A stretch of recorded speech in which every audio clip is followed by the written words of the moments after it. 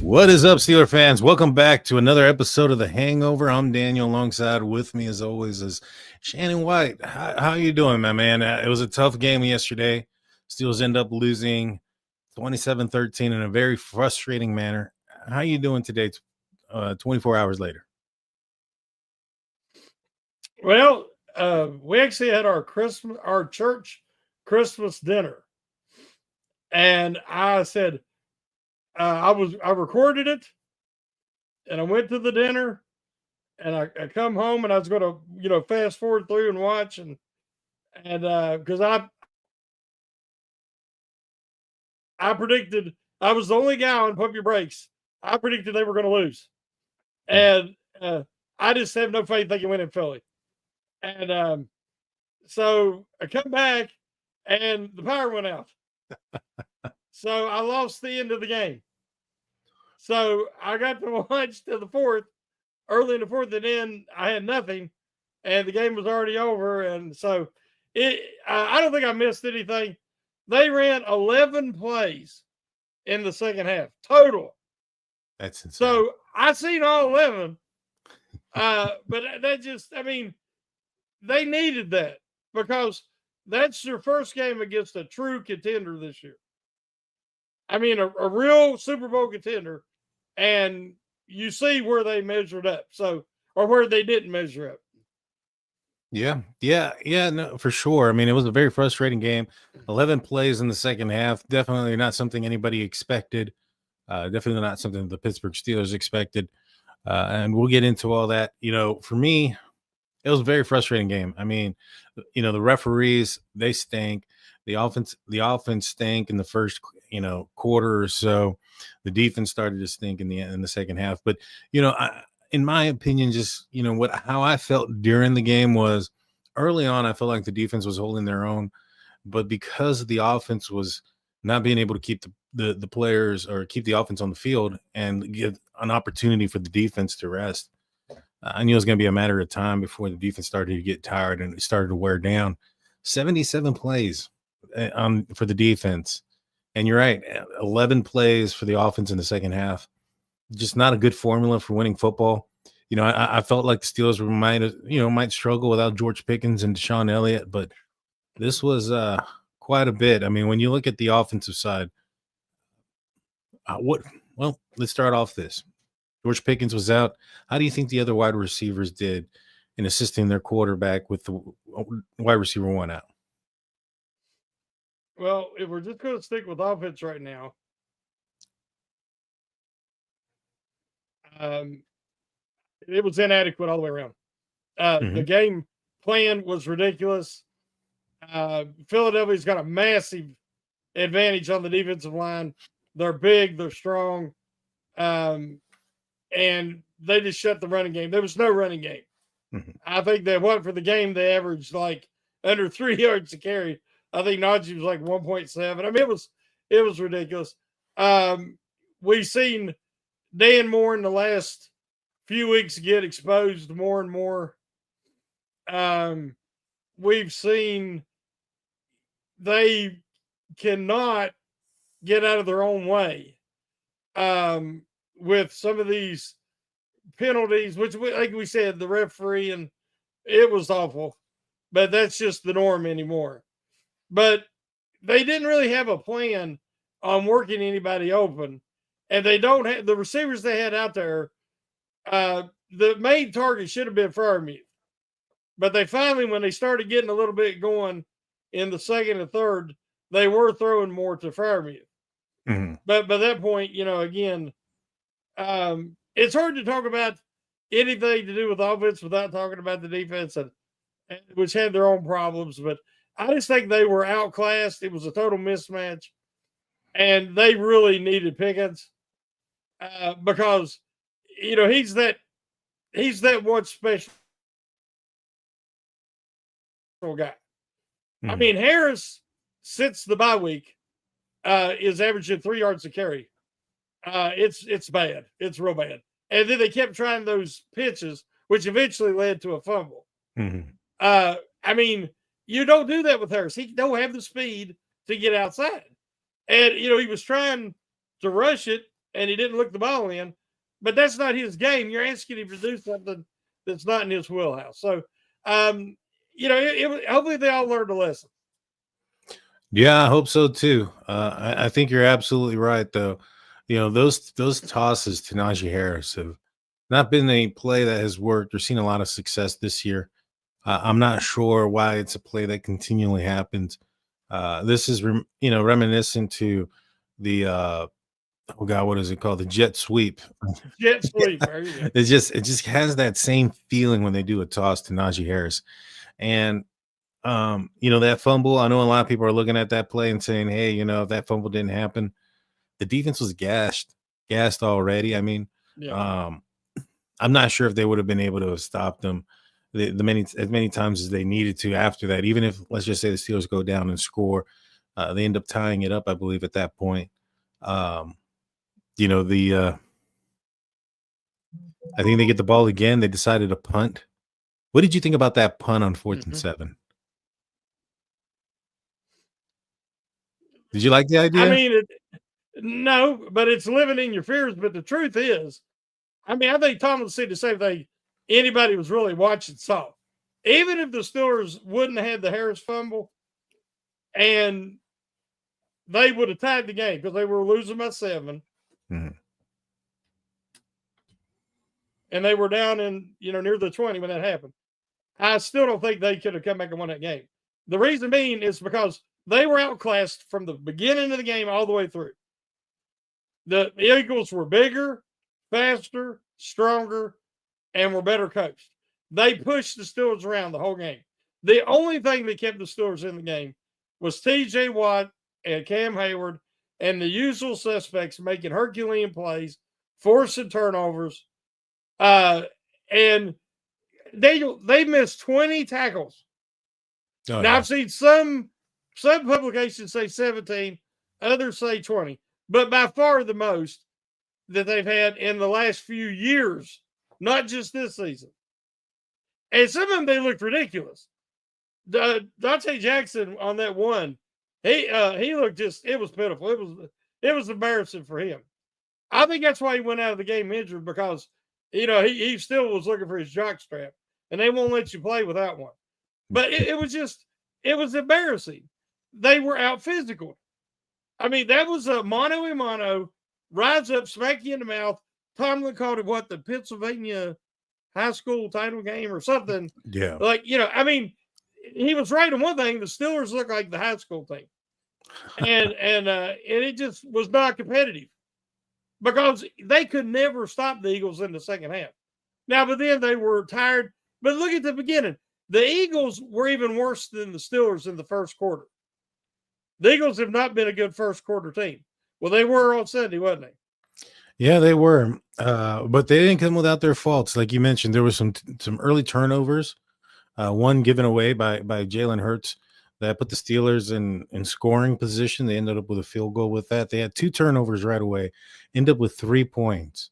And on the other end, you have a turnover on by Najee Harris, and and what the Eagles can do is traverse the entire field and put up 7 and take a tremendous amount of time off the clock. I think that made a huge difference in the game. The play calls in the first quarter were kind of the same old stuff, run, pass, that we've been seeing, and on my show that I put out on Friday, or on Saturday, I apologize, called State of the Steelers.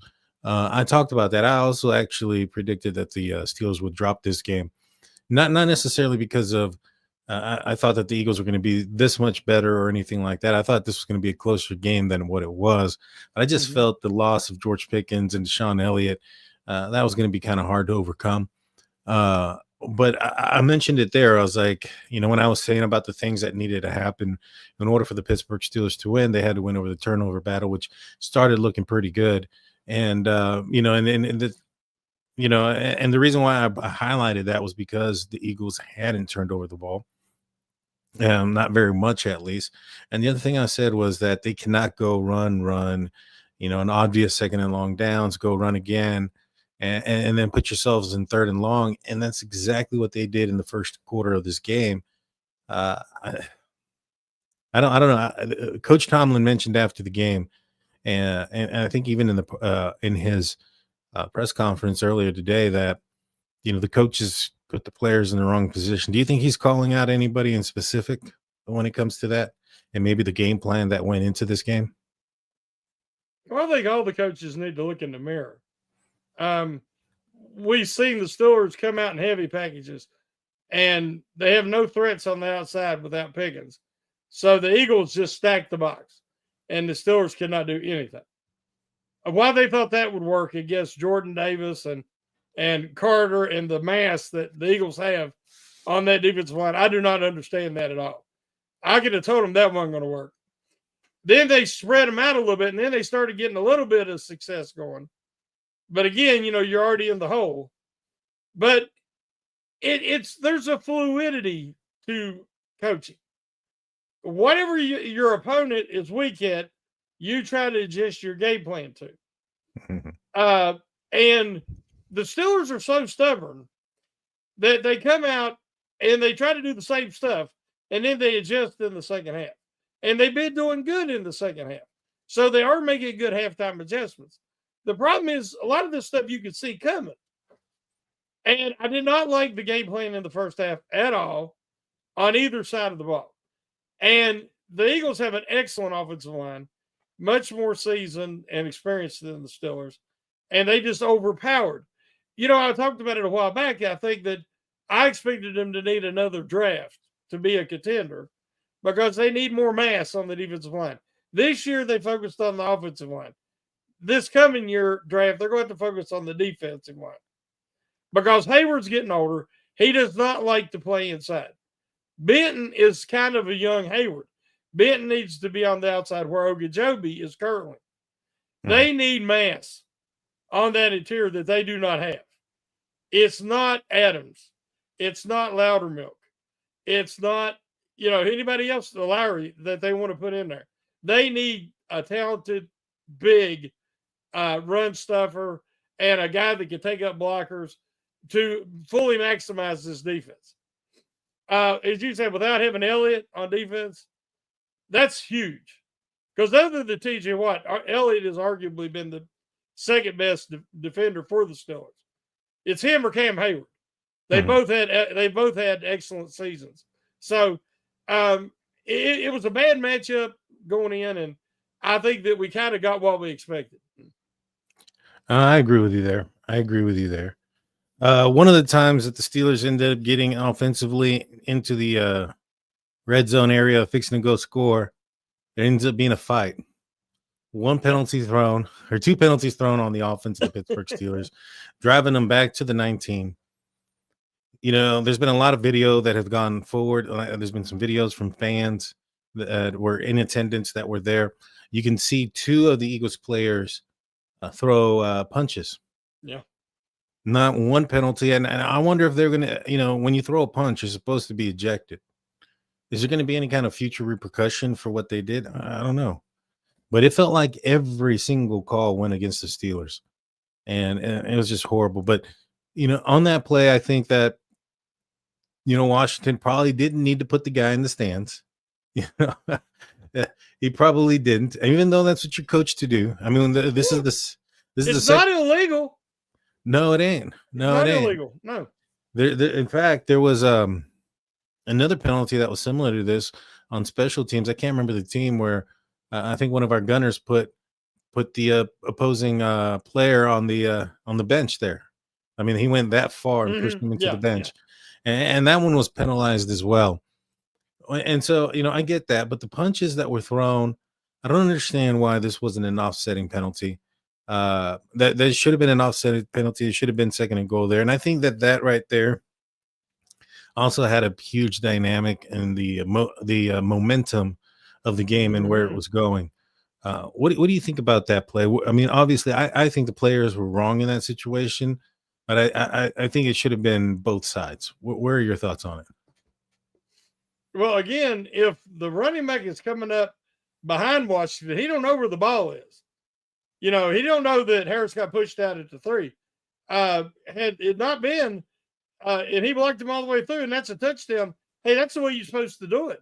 You don't stop till the whistle blows or, somebody calls you off. Mhm. And then that guy, he got embarrassed. I think it was Slay, if I remember right. And he Mhm. threw 2 punches in a row towards Washington. Now he's tiny and Washington's big, but everybody in the stadium seen him do it. Mhm. Everybody at home seen him do it. It was obvious. And then they had some more, and then another guy threw a punch. That should have been offsetting at the least, or at the most, whatever. It should not have been 2 penalties on the Steelers. That was ridiculous. And like you said, it was huge because I think the Steelers had a chance to score that drive, and they lost it. As far as a touchdown, Mhm. because when they went back to the 18, you knew that it was not good because the offense hadn't been able to do much of anything at that point, throwing the ball. Right. And so, yeah, I thought there was a huge momentum change. That referee group, that crew, the home team wins over 70% of the time for the Hmm. last 4 seasons. That referee group, when they coach a game, the home team wins over 70% of the time. The league average, I did not know this, is 56%. Wow. So their crew is very pro home team. Interesting. I wonder if their betting goes that way too. Shoot, they might even live in Philly. Who knows? Oh no, I mean that was bad. I mean there was the other one as well, the punt, right? Oh yeah, You oh had yeah. the punt. Hayward gets jabbed and then uppercut twice, and it's crazy because they said after the kick was happened, that he got hit, and then they showed the replay, and you see him getting hit twice or at least once, and then the ball flies up afterwards, like a good second after he gets hit the first time. In fact, I think it's when he's getting hit the second time is when you can see the ball, from that one angle, Mm-hmm. leave the vicinity of the punter.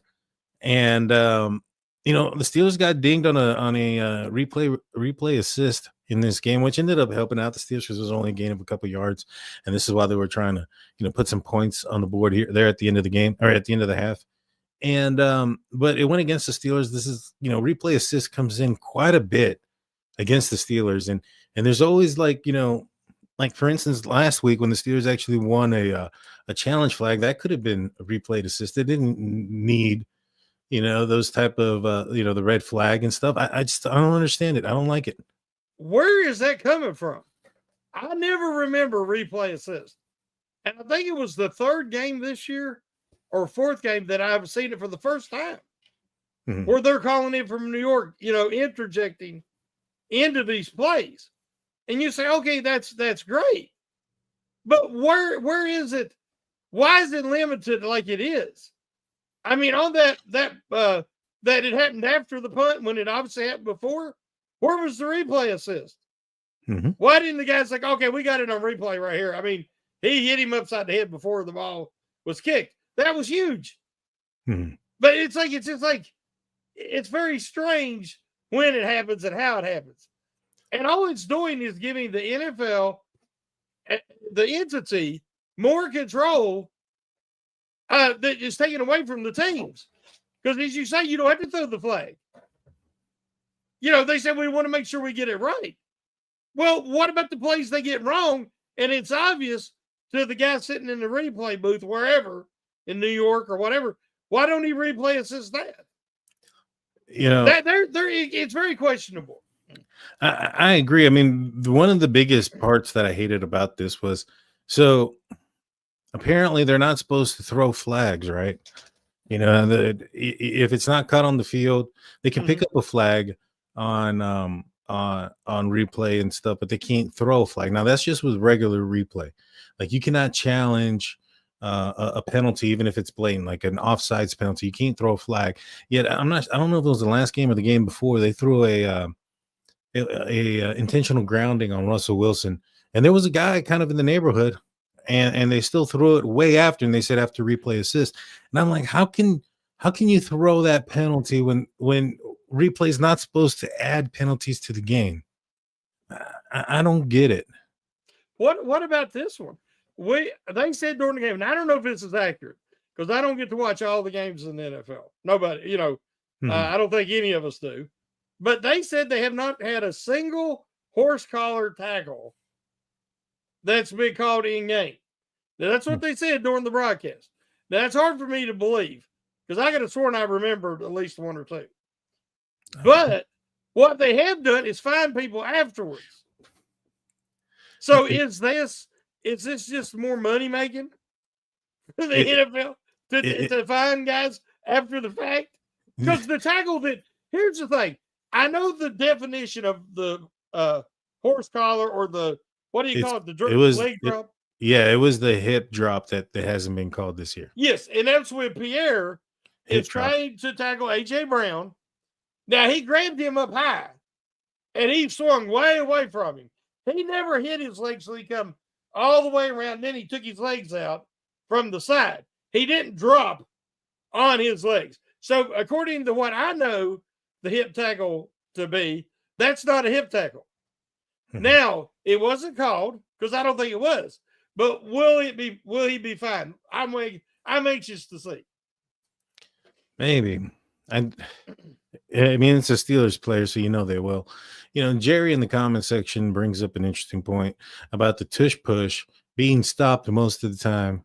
You know what? We'll get started with that after the break. We'll get into the defensive side. I want to get your opinion on that. Don't go anywhere, guys. We're going to take a quick break. Just a few words from our sponsors. We'll be right back. Don't go anywhere.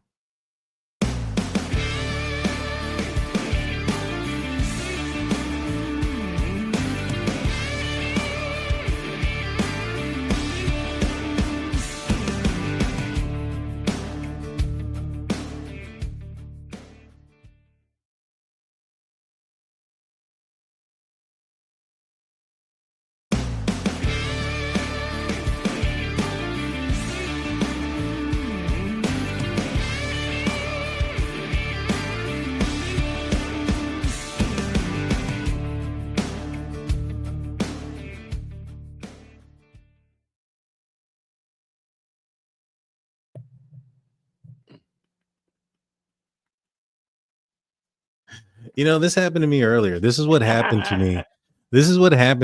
Of those that heard the State of the Steelers podcast, I had one go out initially, and I did the first half, and then Jeff reminded me about like an hour later once I put it out there and everything.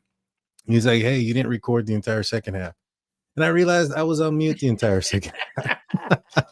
Had to go back and re-record it, man. So thankfully, we didn't have to do that here. But welcome back to the Hangover. I'm Daniel. Alongside with me is Shannon. We're talking about the Pittsburgh Steelers loss here against the Eagles.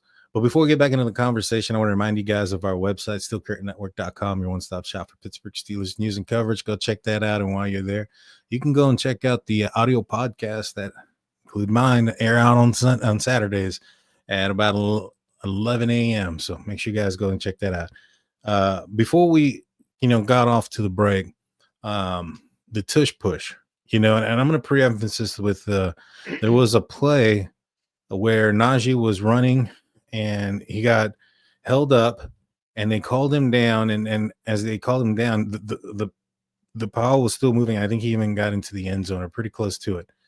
And yet with the tush push, they allow that to go on for like 4 seconds forever. What are your thoughts on that? It's the most unstoppable play in football. Philly runs it even without Kelsey this year. They're unstoppable just about with it. I mean, the Steelers tried everything.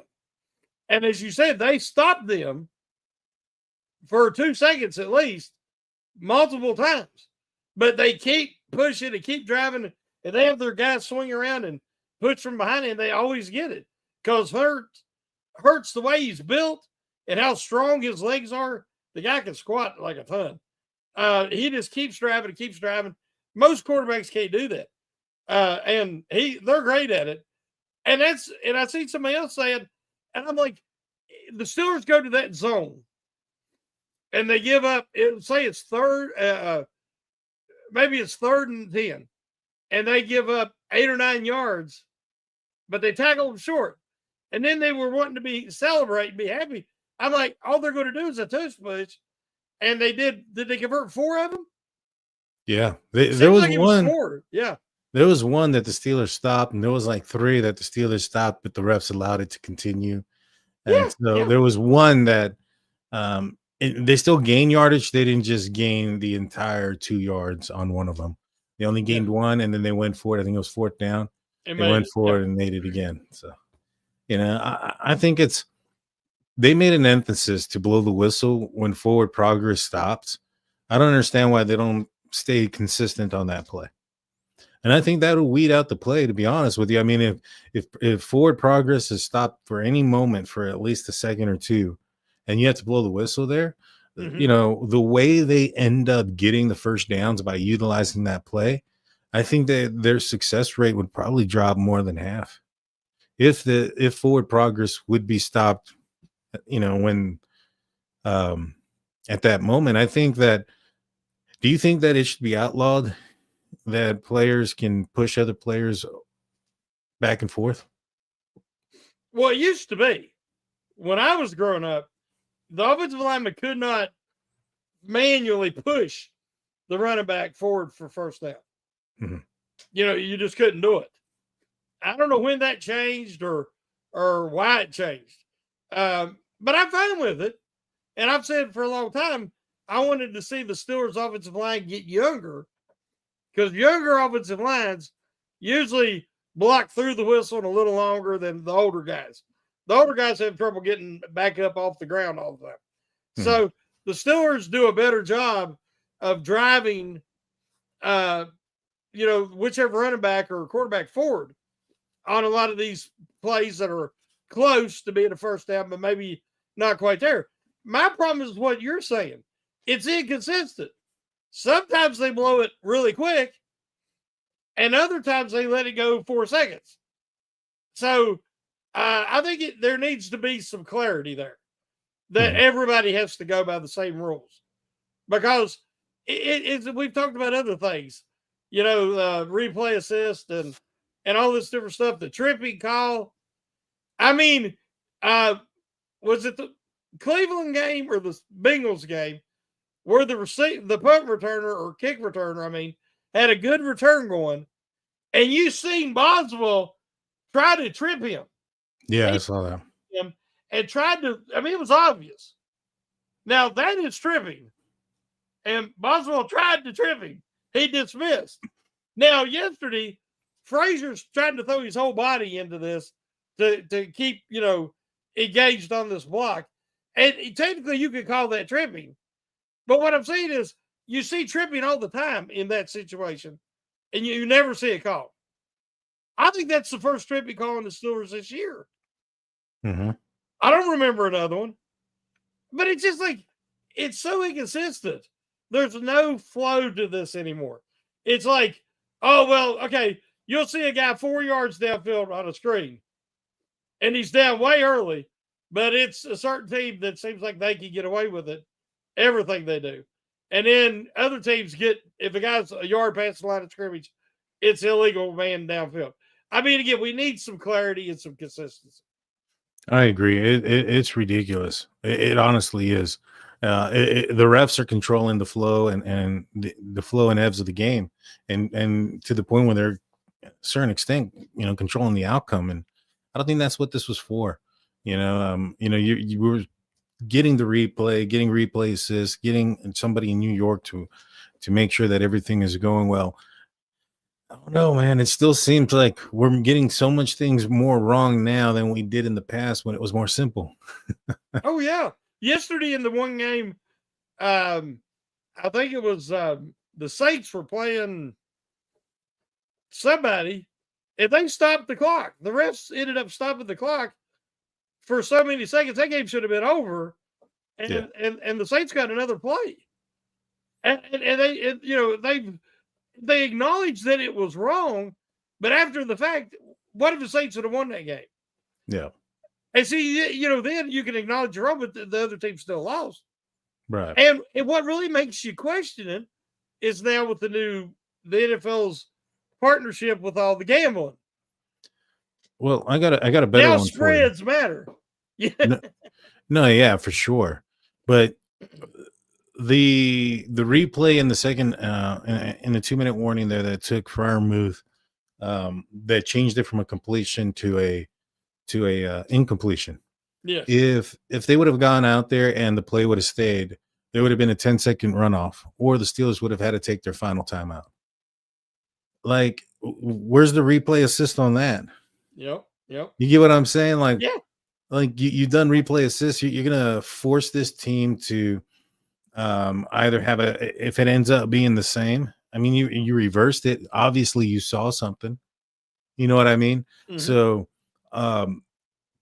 by putting it in chance there and saying, all right, we're going to do a replay, like a complete replay, and if something comes out that it's inconclusive or something, and the play stands, and that's really going to screw the Pittsburgh Steelers in that situation.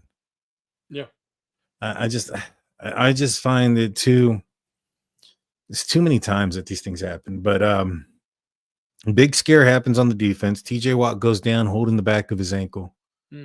Oh man, I thought it was an Achilles, man. I thought I was having flashbacks to mine. Apparently, Mike Tomlin says he's excited about his availability this week, so it doesn't appear to be a major incident. TJ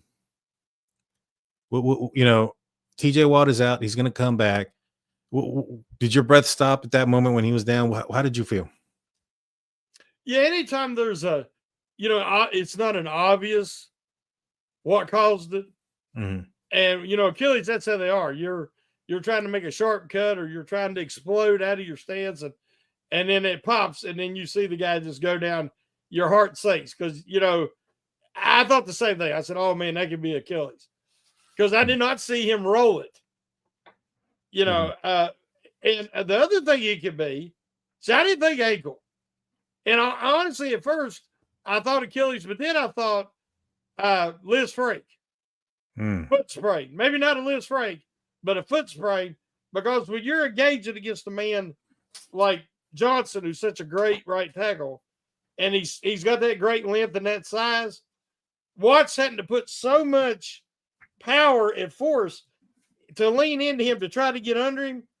And, it puts your feet and your legs in a weird angle. And it puts an incredible amount of strain in your midfoot. So when that first happened, I thought midfoot injury, which could put him out for the rest of the year. So when they said, I seen how he was walking, gingerly, but he was walking. And they said that I knew it wasn't Achilles then.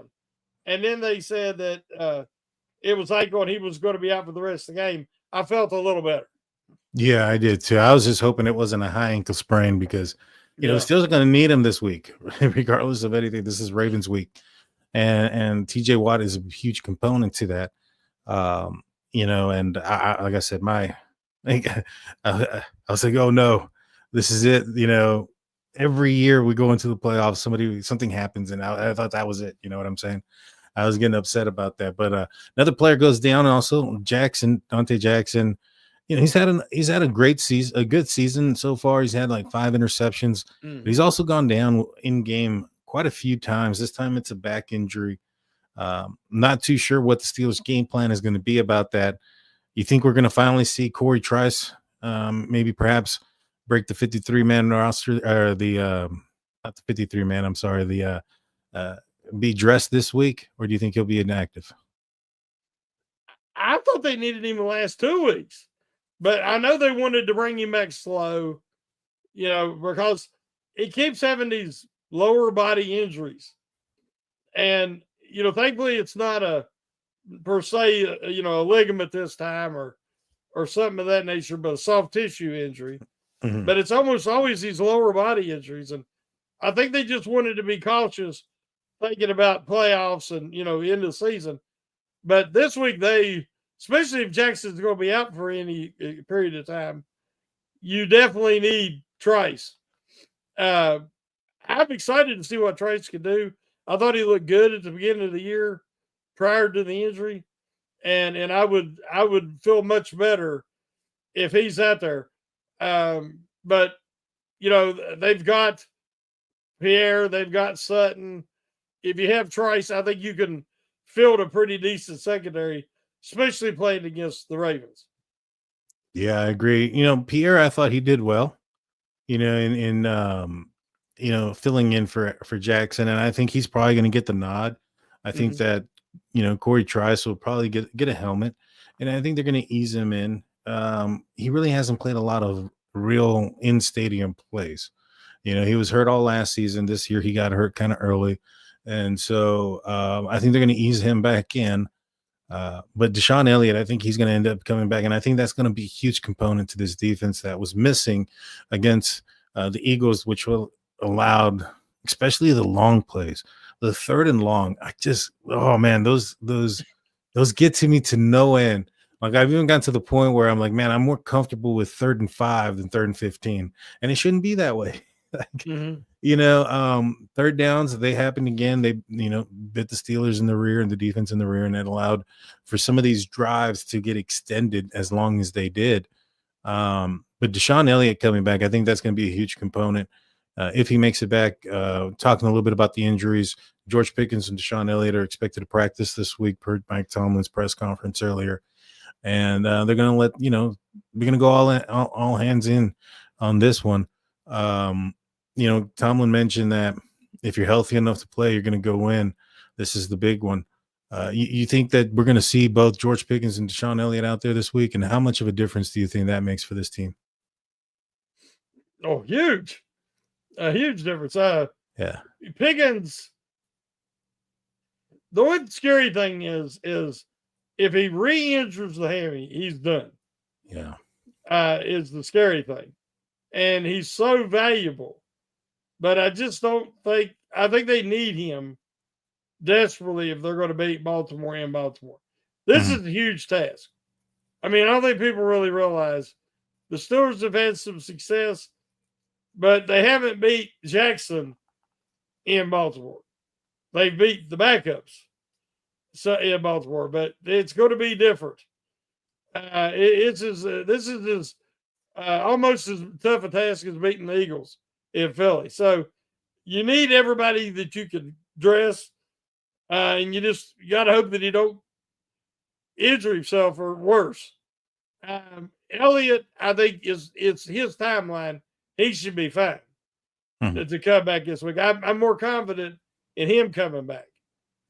But they missed them both desperately Sunday, and I think they need them both if they're going to have a chance to beat the Ravens. I agree. They definitely do. I just hope he's okay. I hope both of them are okay and able to play. This is a big one. The Steelers win. They get the AFC North. They get hats and t-shirt game here. They get to don the new hats and stuff. Nothing would do it better than knocking it out now. The next 2 games are essentially meaningless. All you're fighting for is position at that time, given how, the Steelers, last couple of games, Buffalo, they ended up winning against Detroit.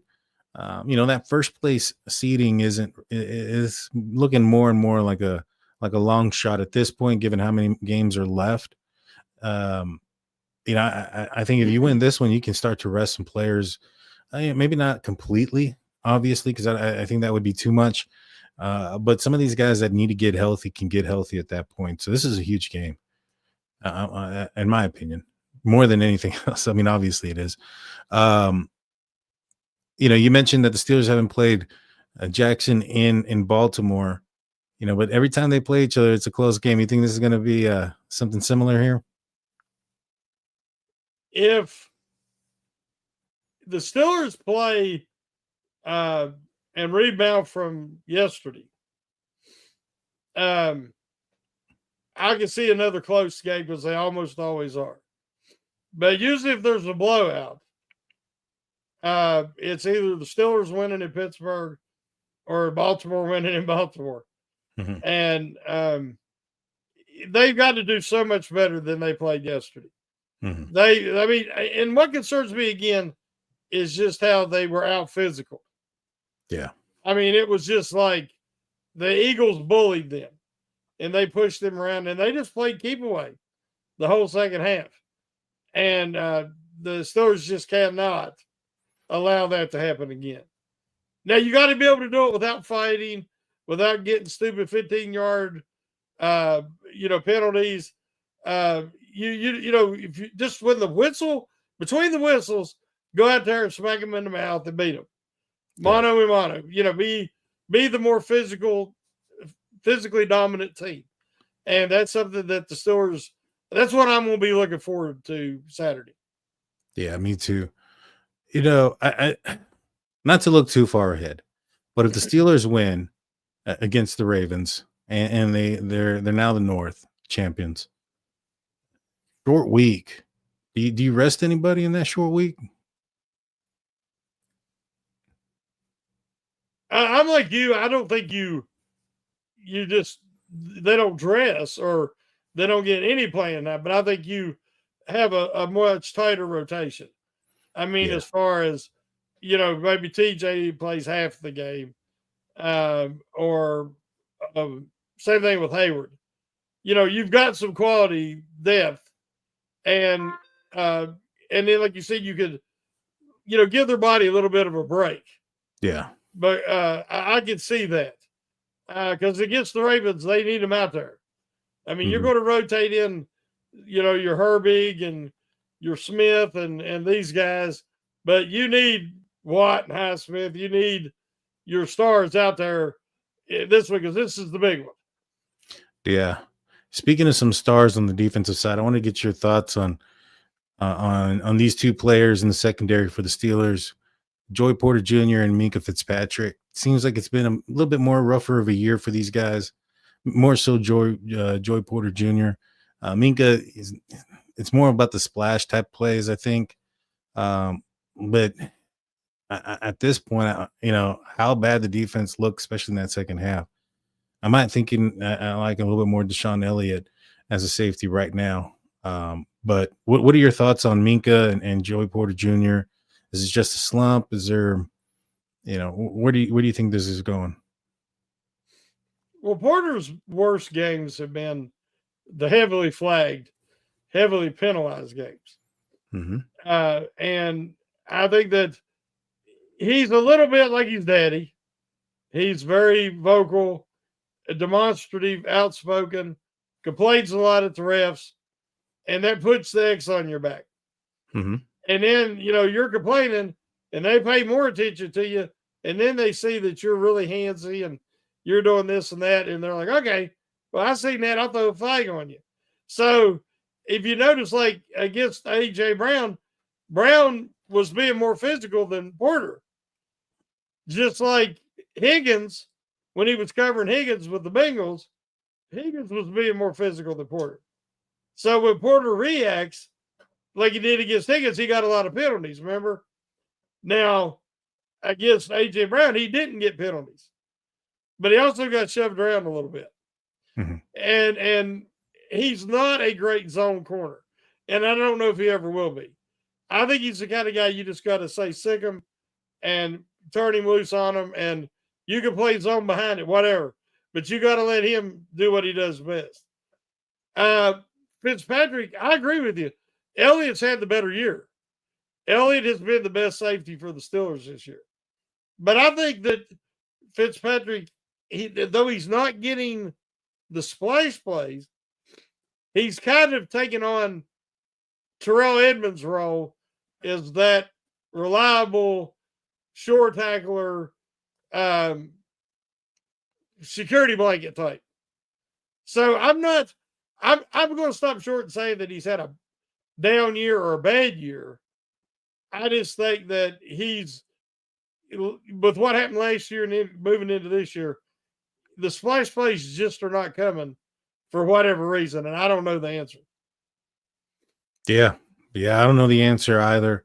A part of me thinks that maybe they're not targeting him, but there's been a handful of plays where they are, and some big plays too that have been targeting him.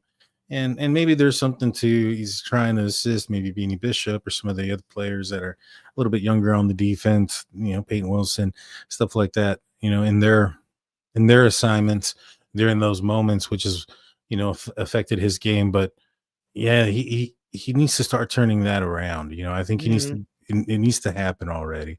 And I'm not saying that, oh, if it doesn't, he's a bad player, shouldn't be on the team or anything like that. But I'm Yeah, just saying that this is he's due. I mean, even if you're just looking at the odds, he's he's due for one. it You has know, to happen. it's insane, but overall, the performance against the Eagles, it was subpar. Time of possession was horrible. The Steelers got out physical throughout the entire game, out coached throughout the game as well. Yep, Um, definitely. I think that's another piece of the puzzle that, or part of the puzzle that people are a little bit afraid of when it comes to not, no, let me put this, not necessarily afraid of, but the concern is that, can or will a offensive minded coach like, what we saw with Philadelphia, like Andy Reid, or, can the Steelers keep up with their coaching and their schemes? No, what do you think?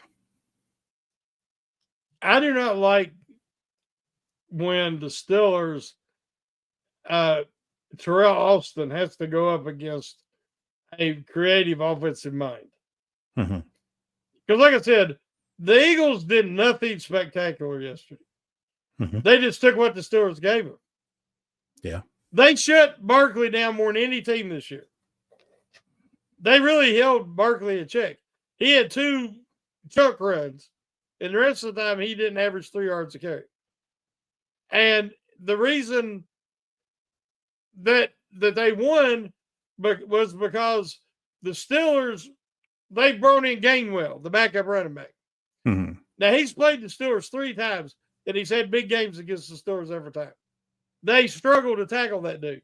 He's shifty, he's small, and he was. They were geared up for Barkley, and they brought him in, and they missed the total tackles on him alone. Hmm. And then, of course, they couldn't tackle A.J. Brown or uh, um, the other wide receiver. I can't think of his name now for the Eagles. But anyway, they struggled to cover either one of them. But what I'm saying is, when they were ready, did you notice they attacked the Landon Roberts? Oh yeah, I did. And Landon Roberts was in there. They threw it, and they threw at him. Hmm. And if he wasn't in there, then they would run it. Hmm. Mainly with Gainwell, not so much Barkley. But they did the one play that was like an RPO option. They spread the defense out, and they had the guard pull, and Hurts give the ball to Barkley, and Barkley followed him right up the middle. And what was about a 20-yard run? Yeah, biggest run. Yeah, the biggest one of the game. I mean, it was like, okay, if you're going to do that, we're going to do this. That's fluidity in coaching. You adjust play to play. You have a quarterback capable of making multiple calls, doing RPOs, doing this stuff, and saying, okay, if they're going to give us that, we're going to take it. The Steelers did that against the Bengals. The problem is everybody does that against the Bengals because they got a terrible defense. This was the first game the Steelers went up against a true Super Bowl contender, and it did not look good. Mm-mm. But hopefully they learn from this, and we see a difference this Saturday and then on Christmas Day. Yeah, I hope so. I definitely do. It was concerning. And the last thing I want to talk about is how did you feel about Tom Brady calling the game? I think he's going to end up calling this one against the Ravens as well, because it's on Fox, right? This upcoming game, and I could have swore I thought them mentioning that it was going to be on Fox and that Tom Brady and the same guys are going to be calling the same game. I could be wrong, but um, before the game, there's some images there of Tom Brady, co-owner or owner. I don't know what his role is with the Raiders, but he was chalking it up with George Pickens. I was like that meme with Leonardo DiCaprio where he's pointing at the TV going, hey, hey, hey. That was me. I was like, get away from my player. But what'd you feel about Tom Brady calling the game? I I haven't done enough, or I haven't heard him do enough Steeler games Mhm. to just absolutely despise him yet. Like say, I get at first I thought Tony Romo was going to be pretty good, Mhm. and then he got on my nerves. Now I don't like to listen to him. I can't stand Chris Collinsworth. There's certain guys I just don't like, and hopefully Brady won't become one of them. But if you heard him in the game, he was talking about playing against those Steelers defenses and how that the Patriots took what they give them. Mm-hmm.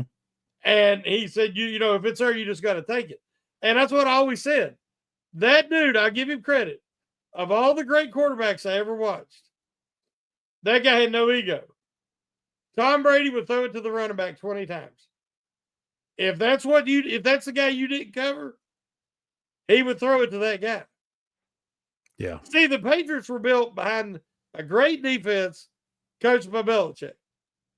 And all he wanted was a quarterback that would protect the ball, not give the game away. That's what Tomlin wants too. People don't realize that's exactly what Tomlin wants.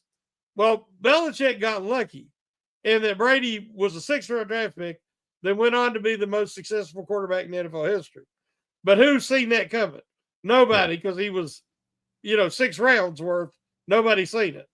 Mm-hmm. So, but what I'm saying is most quarterbacks are like, well, I got to throw it 40, 50 yards downfield, make a big play, and everybody see how great I am. Not Brady.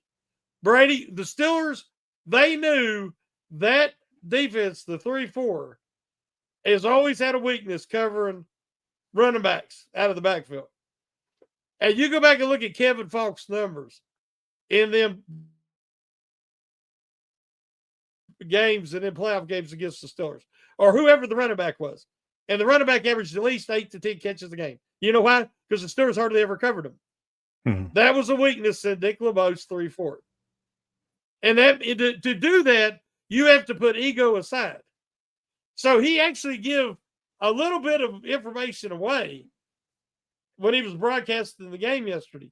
And I read one of the guys I really respect in the NFL, and he had a thing out today, and he said, the Steelers better hope that other teams don't pay attention to what the Eagles did, because the Eagles exploited every Steeler weakness.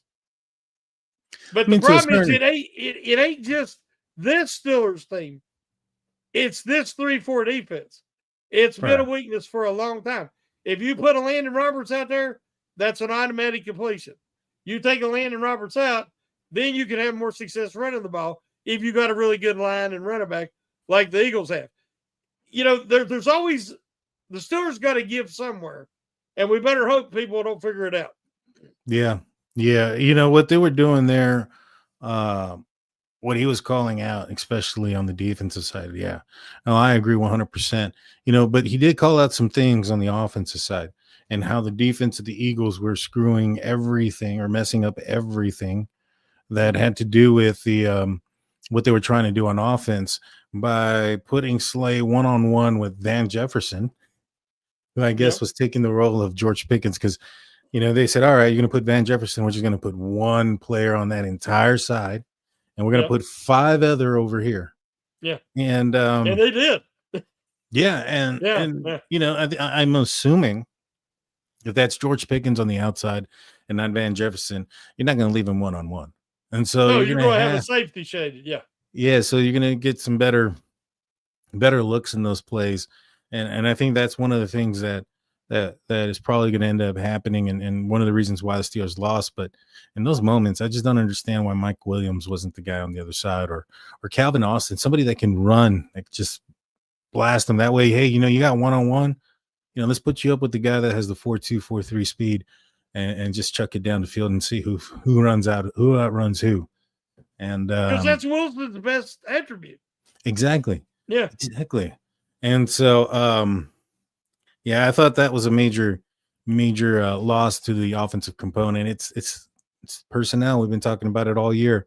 Personnel decisions on who's out there and what position and when has been an issue. It's been creeping up.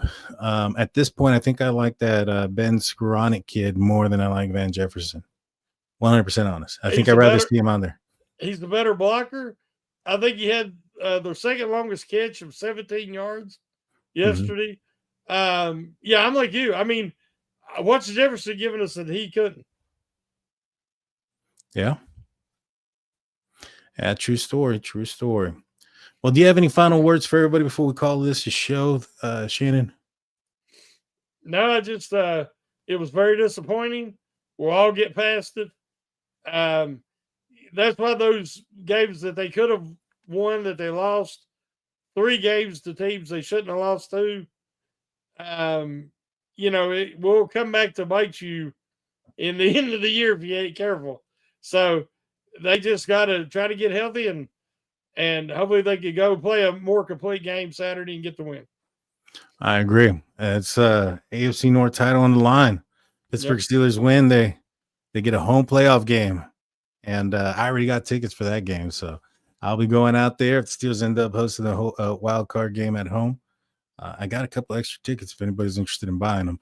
Just hit me up at my Twitter at State of Steelers. Well, I appreciate everybody out there tuning in. Please hit that like, subscribe. If you're listening this to Apple, give us a 5-star rating.